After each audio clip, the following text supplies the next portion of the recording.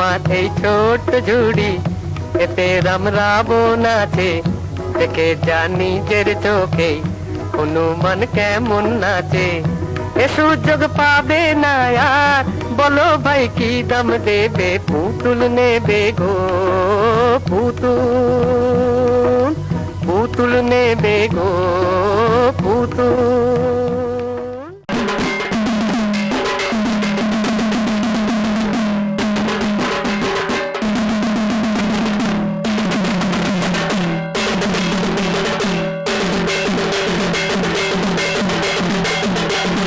বাংলার সামাজিক ও সাংস্কৃতিক ইতিহাসের এক গুরুত্বপূর্ণ অধ্যায় অধিকার করে আছে বাঁকুড়া। একদা সুবিস্তৃত মল্লভূমের অংশ ছিল এই জেলা। লালমাটির পথের আড়ালে আড়ালে কেবলই যেন ধরা দেয় ইতিহাস। টেরাকোটার স্থাপত্য, পর্ণমোচী শালগাছের বন, বিভিন্ন ধরনের লোকনৃত্য, এসবই এই জেলার চারিত্রিক ঐশ্বর্যের কথা বলে। বাঁকুড়া বা বিষ্ণুপুরের প্রসঙ্গ উঠলেই যে বিশেষ শিল্পটির নাম সহজেই উচ্চারিত হয় তা হল টেরাকোটা শিল্প। টেরাকোটা শব্দটির উৎপত্তি ল্যাটিন শব্দ টেরা কাক্টা থেকে, যার অর্থ আগুনে পোড়ানো মাটি। আমাদের বাংলায় মাটির যে ভাগ, তাতে মূলত দুটো ভাগে ভাগ করা যেতে পারে। পূবের অংশের পলিমাটি আর পশ্চিম অংশে ছোটনাগপুরের মালভূমি বিদ্ধৌত লাল মাটি। এই দুই মাটির দৌলতে আমাদের বাংলায় মাটির তৈরি বিভিন্ন রকম দ্রব্য আমরা দেখতে পাই। সেটা ব্যবহারিক দিক দিয়েও যেমন, আর তেমনি অন্যান্য সামগ্রী যেমন খেলনা পুতুল থেকে শুরু করে পোড়ামাটির ফলক চিত্র সম্বলিত মন্দির তৈরি হয়েছে সুদূর অতীত থেকে আর কি। আমরা পোড়ামাটির মন্দির ফলকের কাজ বলতে সাধারণত বিষ্ণুপুরের কথাটাই ভেবে থাকি, কিন্তু আমাদের বাংলায় অনেক অতীত থেকেই পোড়ামাটির ফলক সম্বলিত মন্দির বা বৌদ্ধ মঠ, জৈন মন্দির গড়ে উঠেছে। আন্তর্জাতিক স্তরে বাঁকুড়া জেলার বিশেষ খ্যাতি এই টেরাকোটা শিল্পের জন্যেই।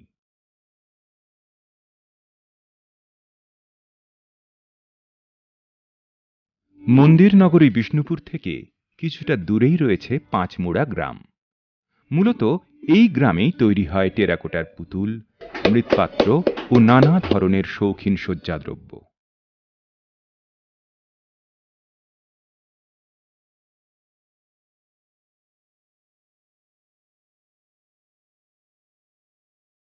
বিগত এই কাজ আমার বাবা করে গেছেন এবং তার বাবাও করে গেছেন। এখন বর্তমানে আমি এই কাজে যুক্ত আছি। এই টেরাকোটার কাজে নিজের হাতের প্রোডাক্ট, এই সমস্ত জিনিস রয়েছে। টেরাকোটার যে বিভিন্ন জিনিস, যেমন দুর্গ রয়েছেন, এর দাম হচ্ছে আপনার 250 টাকা। একটি আছে গণেশ, ফুলদানি গণেশ, যার দাম হচ্ছে 300 টাকা। এই যে ধরুন মাছ কাটছে, এটি হচ্ছে আপনার দাম হচ্ছে, মডেলের দাম হচ্ছে আপনার 120 টাকা। ঘোড়া আছে, বাঁকুড়ার ঘোড়া, যেমন হচ্ছে 40 টাকা জোড়া আছে। এই সাইজের ঘোড়া 40 টাকা।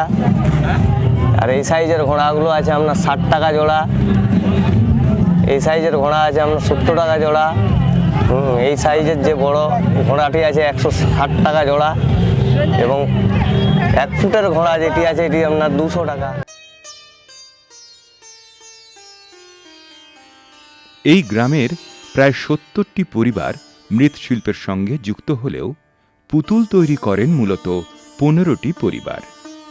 পুতুল ও অন্যান্য মাটির জিনিস তৈরির জন্য প্রয়োজনীয় এঁটেল মাটি আসে স্থানীয় মাঠ থেকে।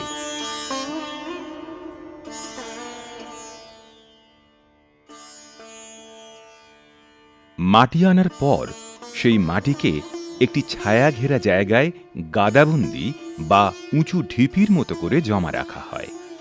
তারপর সেই মাটি থেকে কাঁকর বাদ দিয়ে কিছুটা জল ছিটিয়ে নরম করা হয়।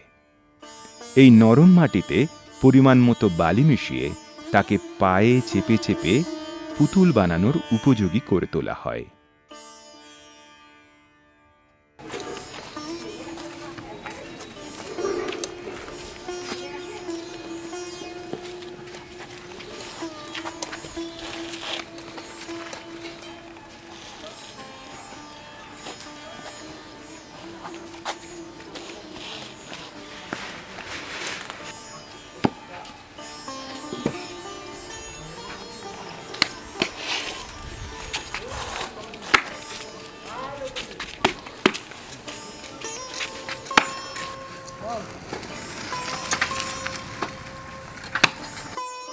তারপর কিছুটা হাতের কায়দায় এবং কিছুটা চাকায় বসিয়ে তৈরি হয় পুতুলের নানা নিদর্শন। এই পোড়ামাটির কাজের নমুনা আরও পাওয়া যায় আরও সুদূর অতীতে, বলা যায় হরপ্পা মহেঞ্জোদারোর সময়কার যে কিছু কাজ আমরা এখানে দেখতে পাই। পাণ্ডুরাজার ঢিবিতে, মঙ্গলকোটে, বীরভানপুরে বা আরও অন্যান্য জায়গায় খুব ব্যাপকভাবে এই পোড়ামাটি ফলকচিত্র আমরা খুঁজে পাই এখনও দক্ষিণ 24 পরগনার চন্দ্রকেতুগড়ে। তো এই যে আবহ আমাদের পোড়ামাটি কাজের, তার মধ্যেও খেলনা পুতুলের সংখ্যাটা একেবারেই কম নয়।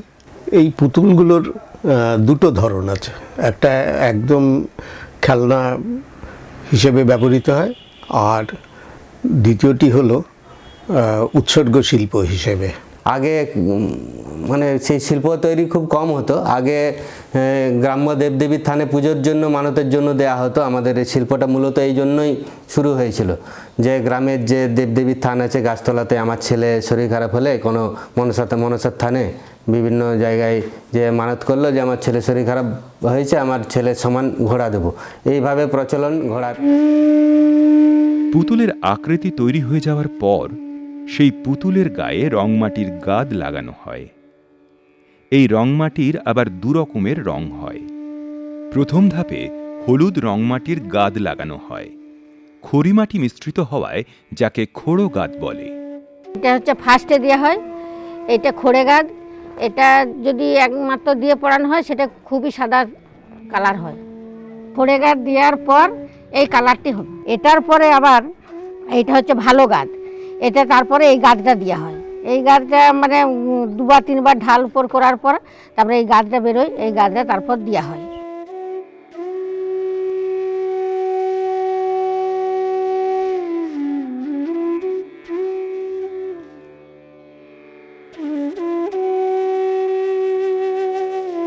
ভালো গাদ দেওয়ার পর এই কালারটা আসবে। পরের ধাপে কালো রংমাটি বা বনক লেপন করা হয়। তাই সবার শেষে গাদটা দেওয়ার শেষে আবার এই একটু ঢাকা দিয়ে রাখি, দিয়ে একটু শুকনো করি, দিয়ে শুকনো করার পরে এই বনকটা আমরা দিই, দিয়ে আবার ঢাকা দিয়ে রেখে আবার 2-4 দিন পরে খুলে, ঢাকাটা খুলে একটু রোদে, হালকা রোদে বা বাতাসে শুকনো করে তারপর আমরা ভাটিতে পোড়াই।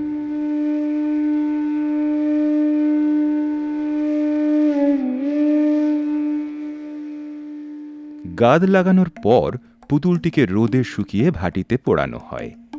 আগুনের প্রচণ্ড তাপে পুতুলের মাটি শক্ত হয়ে ওঠে।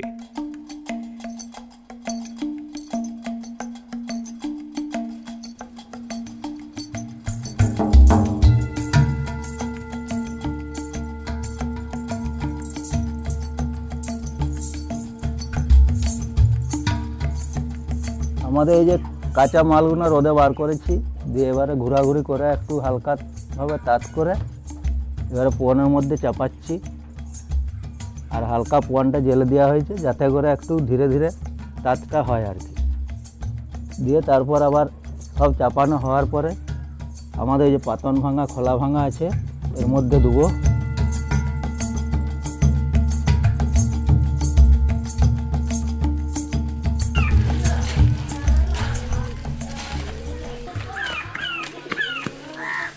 দিয়ে দেওয়ার পরে ওই খড়কুটি দিয়ে তারপরে কাদা ফাদা দিয়ে উপরটা লেপে দেবো, আর সাইডে কতকগুলো দেখার মতো জায়গা রেখে দেবো আর কি।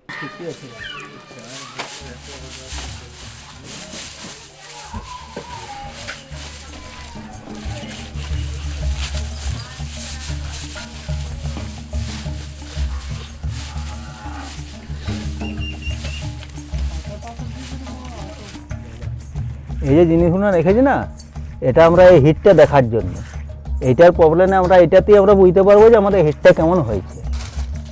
এরকম দুটি দুটি করে পালা দিয়ে দিয়ে ধীরে ধীরে ধীরে ধীরে বাড়ি বাড়ি যেতে হবে।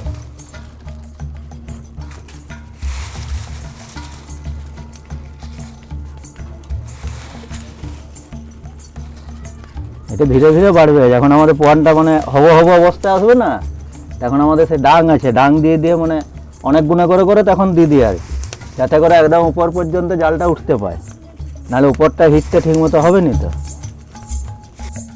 টেরাকোটাজাত দ্রব্যের মধ্যে সর্বাধিক পরিচিত হল ঘোড়া, যা কিনা বহির্বাজারে বাঁকুড়ার ঘোড়া নামেই সুপ্রসিদ্ধ।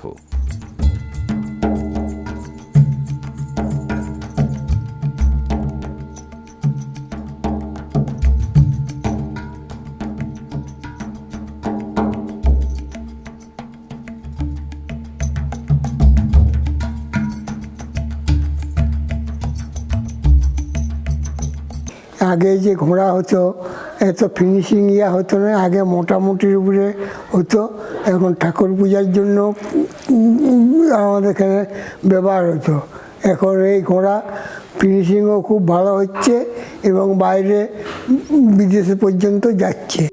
কয়েক ইঞ্চি থেকে শুরু করে 5 থেকে 6 ফুট উচ্চতা বিশিষ্ট ঘোড়া তৈরি করেন পাঁচমোড়ার শিল্পীরা। হাতে বানানো গোটা ঘোড়াগুলি মূলত পুজোর কাজে ব্যবহার করা হলেও ঘর সাজাবার জন্য কারুকার্য শোভিত ঘোড়াগুলির ব্যবহার রয়েছে যথেষ্ট।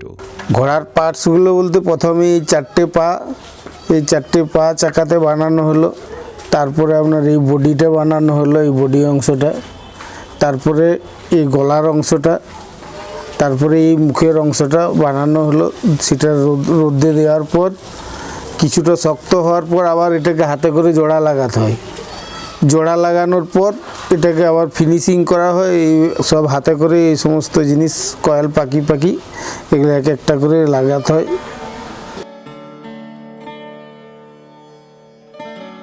ঘোড়া ছাড়া নানা আকারের হাতি ও পেঁচাও এখানকার সুপরিচিত শিল্পদ্রব্য।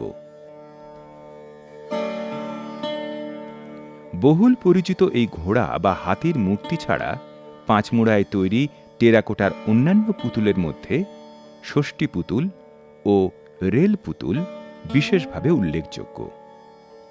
অনেক জায়গাতেই ষষ্ঠী পুতুল তৈরি হয়, সেখানে পাঁচমোড়ার ষষ্ঠীর প্রাধান্যই বেশি। উত্তরবঙ্গেও বেশ কিছু ষষ্ঠী পুতুলের নমুনা পাওয়া যায়। তো এর সঙ্গে পাঁচমোড়ায় আর একটা বিশেষ পুতুল তৈরি হয় যেটাকে রেল পুতুল বলা হয়। সেই রেল পুতুলের অনুপ্রবেশ ঘটেছে এই শিল্পের সারণীতে, লোকশিল্পের সারণীতে। সেটা বলতে গেলে যদি একে রেল পুতুল আখ্যাই দিতে হয় তাহলে রেলের আবির্ভাবের পরেই হয়েছে এটা বলতে হবে। ছোটরা যখন খেলাধুলো করে তখন ওই একজনের পিঠে হাত রেখে আরেকজনের তার পিঠে আরেকজন হাত রেখে দু হাত রেখে পিছন দিকে এভাবে দৌড়ে চলা বা হেঁটে চলা, এক ধরনের এই সারি বেঁধে খেলাধুলো করা, এই চলটা গ্রামের দিকে দেখা যায়। এবং সেই সূত্র ধরেই হোক বা রেলের আগমনে লোকশিল্পী তার ভাবনায় রেল পুতুল তৈরি করাই হোক, আর রেল পুতুলের ধরনটা যেভাবে তৈরি করে সেক্ষেত্রে চট করে চোখে পড়ে নৌকা বাইচের কথা। তা সেক্ষেত্রে নৌকা বাইচের সে বৈঠা হাতে থাকে না তাদের, কিন্তু তাদের ধরনটা ওই রকমই। একটা নৌকার মধ্যে, বাইচের নৌকার মধ্যে যেমন পরপর সারি বেঁধে লোক থাকে সেভাবেই থাকে, তবে এদের ওই ছোটদের খেলার মতোই পিঠের উপরে হাত দিয়ে, পিছন দিকে পিঠের পর হাত দিয়ে দু হাত দিয়ে দাঁড়ানোর ভঙ্গি রয়েছে আর কি। সময়ের কারণে নবীন প্রজন্ম এই পুতুল তৈরি থেকে সরে এলেও বাংলার পুতুল মানচিত্রে এই দুই পুতুলই গুরুত্বপূর্ণ স্থান লাভ করেছে। পুরোপুরি হাতেই তৈরি হয় বলে পুতুলের গায়ে নিখুঁত কারুকার্য হয়তো নেই, কিন্তু এই পুতুল তৈরির নেপথ্যেই ধরা থাকে স্থানীয় লোকাচার এবং সমাজ সংস্কৃতির ইতিহাস। এই অঞ্চলের লোকাচার ভিত্তিক শিল্পের আরও একটি উল্লেখযোগ্য নিদর্শন হল মনসাচালি। লৌকিক দেবদেবীর মধ্যে সর্পদেবী মনসার আরাধনা অতি প্রাচীনকাল থেকেই গ্রাম বাংলার ঘরে ঘরে পালিত হয়ে আসছে। অন্যান্য নিদর্শনের মতো এই মনসাচালিও নানা আকারের তৈরি হয়। এটা একটা মাটির হাড়ির মুখের অংশটা উপর করে দিয়ে তার উপরে চালিটাকে দাঁড় করানো হয় এবং থরে থরে সাজানো হয়, পরপর নিচে থেকে উপর দিক পর্যন্ত সাজিয়ে দেওয়া হয় পোড়ামাটির পুতুল আর ওই নকশামণ্ডিত করে কিছু কিছু অংশ। এই চালির যে কাহিনী নিয়ে তৈরি বা যে সাজানোর পদ্ধতি, সেটার তো মাটির কাজের একটা কৃৎকৌশল বলা যায়, কিন্তু এর মধ্যে যে কাহিনীটা রয়েছে সেটা হলো মনসা মঙ্গল কেন্দ্রিক কাহিনী দিয়েই সাজানো হয়। সেখানে জরৎকারু মুনি, দেবী মনসা, বেহুলা, লক্ষিন্দর ইত্যাদি ইত্যাদি এইসব যে কাহিনীর চরিত্রগুলো সেগুলো থাকে এবং মনসার সাপের ফণা দিয়ে সাজানো হয় আর কি। মনসার চালি তৈরি হয় বলতে এগুলো প্রথমে পার্টসগুলো চাখাতে তৈরি করা হয়। চাখাতে তৈরি করে প্রথমে নরম থাকে তো তার জন্যে একটু রোদে দিয়ে শুকনো করতে হয়। শুকনো করার পর এগুলো হচ্ছে জোড়া লাগানো হয়। জোড়া লাগানোর পরে এইটা তো হাতে বানাতে হয়, এটা কারণ চাখাতে তো তৈরি হয় না, কারণ মাটি দিয়ে পার্টসটা বানাতে হয় আর কি। দিয়ে জোড়া লাগিয়ে ফিনিশিংয়ের কাজ আছে। ফিনিশিংয়ের কাজের পর ভাটিতে যেরকম গাদবনক আছে, যেটা গাদবনক আছে, তারপরে ভাটিতে পোড়ানো হয়। ভাটিতে পড়িয়ে তারপরে দোকানে যারা আসে নিয়ে যায় আর কি, দোকানে বিক্রি করার জন্য। তারপরে অনেকেরই মানত থাকে, কারণ অনেকের মানত থাকে, কারো লাল মানত থাকে, কারো কালো মানত থাকে, কালো মনসার চালি, লাল মনসার চালি। পাঁচমুড়ার প্রতিটি বাড়ি যেন এক একটি শিল্প কর্মশালা। দিনভর শিল্পীদের মধ্যে বিরাজ করে এক অদ্ভুত কর্মব্যস্ততা। শিল্পীদের নানাবিধ সহায়তার স্বার্থে তৈরি হয়েছে পাঁচমুড়া মৃৎশিল্পী সমবায় সমিতি। দীর্ঘ 6 দশক ধরে শিল্পীদের প্রয়োজনে কাজ করে আসছে এই সংগঠন। আগে আমাদের এই গ্রামে একবারেই সকলের শিল্পীদের কোনো বসার জায়গা ছিল না। এখানে আমাদের একটা সোসাইটি বিল্ডিং তৈরি হয়েছে, 2টো বিল্ডিং তৈরি হয়েছে। সরকারকে আবেদন করার পরে আমরা একটা বসার জায়গা পেয়েছি।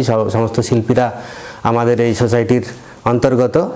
আমাদের সোসাইটি থেকে মাটির ব্যবস্থা করা হয়, শিল্পীরা যাতে এক জায়গা থেকে মাটি নিতে পারে। তবে বিভিন্ন জায়গায় আমরা মেলার জন্য পাঠানো হয়, মাল কালেকশন করে বিভিন্ন জায়গায় প্রদর্শনী আমরা যাই, সোসাইটি থেকে পাঠানো হয়। সমস্ত ছোট বড় যারা পিছিয়ে আছে সেই শিল্পীদেরকে নিয়েও আমরা কাজ করি। ট্রেনিংয়ের ব্যবস্থা সরকারিভাবে করানো হয়। আমাদের বিল্ডিংয়ে কোনো ট্রেনিংয়ের ব্যবস্থা করা হয়, তো শিল্পীরা আরও কাজের দিকটা আরও দেখতে পারে, সেই বিষয়ে আমরা দেখভাল করি। আর এই সোসাইটিটা হওয়ার পর থেকে আর একটা গেস্ট হাউসও আমাদের আছে, মানে বাইরের মানুষরা এসে যাতে এখানে থাকতে পারে, এখানে থেকে শিল্পীদের সঙ্গে মিশে এখানকার কালচার, এখানে সংস্কৃতিরা যাতে দেখতে পারে, এখানকার মানুষের সাথে মিশে এখানের কাজ দেখতে পারে, সেই ব্যবস্থাটা এখন হয়েছে। চিরচেনা ঘোড়ার মূর্তি থেকে স্বল্প পরিচিত রেল পুতুল, পাঁচমুড়ার টেরাকোটা শিল্পের সঙ্গে যেমন জড়িয়ে আছে শিল্প দক্ষতা, একই সঙ্গে সেখানে ফুটে ওঠে স্থানীয় মানুষের চিরন্তন বিশ্বাস কিংবা সময় সংস্কৃতির গল্পগাথা। বাংলার প্রায় সব জায়গাতেই মাটির কাজের একটা প্রচলন আছে এবং ওই যেটা বলছিলাম পোড়ামাটির ফলক, মন্দিরের কাজ বা অন্যান্য কাজ, যাকে টেরাকোটা প্লাক বা প্লেট বলা হয়, সেগুলো প্রায় গোটা বাংলা জুড়েই বিভিন্ন জায়গাতে অতীতে 1000 বছর কি তারও বেশি আগে থেকেই প্রচলনটা ছিল এবং এখন আমরা নানা সংগ্রহশালায় বা সেই যাকে বলে সাইট, আর্কিওলজিক্যাল সাইট, সেখানে দেখতে পাই। সেজন্য আমাদের এই পোড়ামাটির কাজের ঐতিহ্যটা বলতে গেলে অত্যন্ত প্রাচীন এবং আমরা 5000 বছর থেকেই ধরতে পারি তার প্রচলন বাংলায় ছিল। বাংলার লোকশিল্পের ধারায় এই পোড়ামাটির শিল্পের নিজস্বতা এক পৃথক ধারার জন্ম দিয়েছে। প্রজন্ম থেকে প্রজন্মে সেই ধারা বহতা থাকুক। শুধুমাত্র আঞ্চলিক শিল্প নয়, এই শিল্প পরিচিতি পাক বাংলার সংস্কৃতির অঙ্গ হিসেবেই।